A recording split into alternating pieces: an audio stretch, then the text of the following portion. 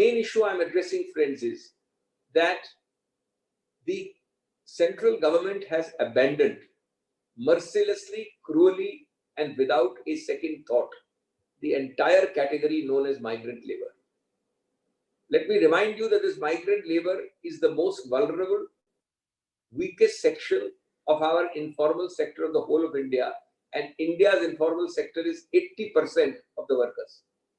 The 20% you think about, which are in the organized sector, are minuscule compared to this sector, of which one of the most vulnerable and important segments is this. It is on the backs of these people that we enjoy our infrastructure. These are people who got 4 hours notice. They need food, they need drink, they need to sit, they need to sleep, they need to travel, they need to move, they need to observe hygiene. The government has given not 1 paisa to the state governments, I talk about the central government, for them on any of these 4 counts. On 29th of April, 2 days ago, and this is the first time we are comprehensively addressing this issue, a farman like a Tughlaqi farman is issued by the MHA, which is a very quaint, a very funny one. If it was not tragic, it would be funny. As if issued by an ignorant person, by a person who is uncaring, and in fact constituting a cruel joke, a slap in the face of this vulnerable section. It says 3 or 4 very funny things. It says you are now allowed, the word is allowed, to go from one state to the other, return to your state, so to say. But you can do it only by buses. And the receiving and the sending state must have nodal officers, and each must consult each other before you reach. And lastly, there must be screening at the receiving point. I don't know how much of this had to be said by this great big circular. So now I have 6-7 very quick points for your consideration. 1. After 45 days, did you expect this? After 45 days, this is the Brahmastra, the bomb, the great big cake which the central government has offered, not only to migrant labor but to states.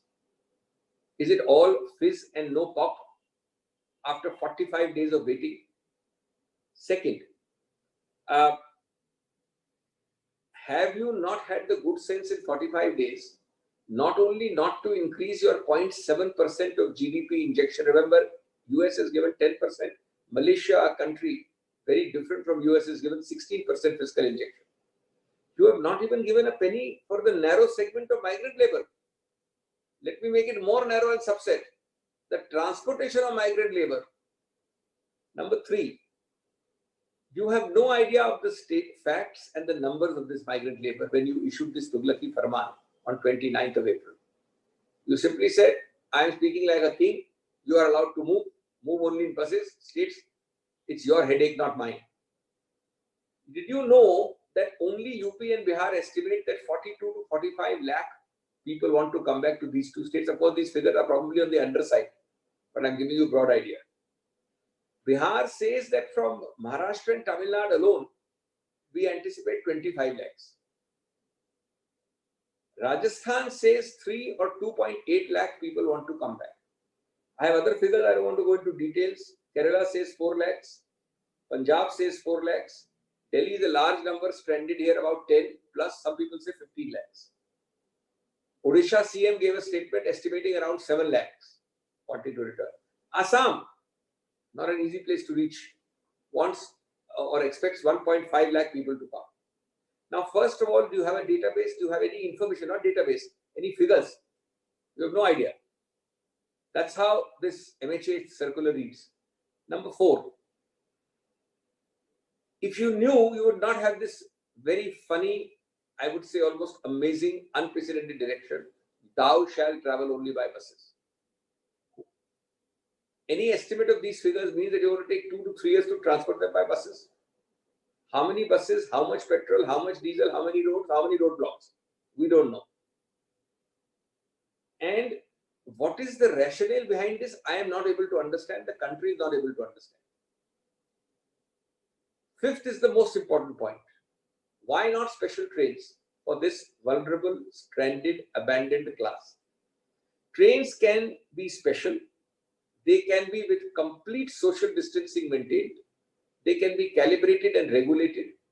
Food can be served, and they should be point to point.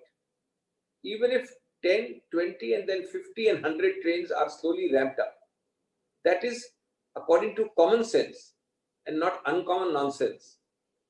Is it the most efficient answer? Is it the least time consuming? Is it the best? Or is this Tughlaki Farman of a bus? What are you trying to save? Money, resources, logistics? You are one of the world's largest rail departments.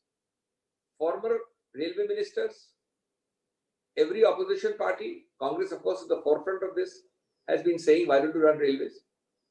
Now, I can only ascribe it to some kind of obstinacy, some kind of zid. Unfortunately, I can only ascribe it to some kind of ignorance, some kind of foolishness, some kind of complete negligence. To hell with this category, we don't care. You can have special planes with far lesser numbers. You can't have special trains within your own country for far larger numbers.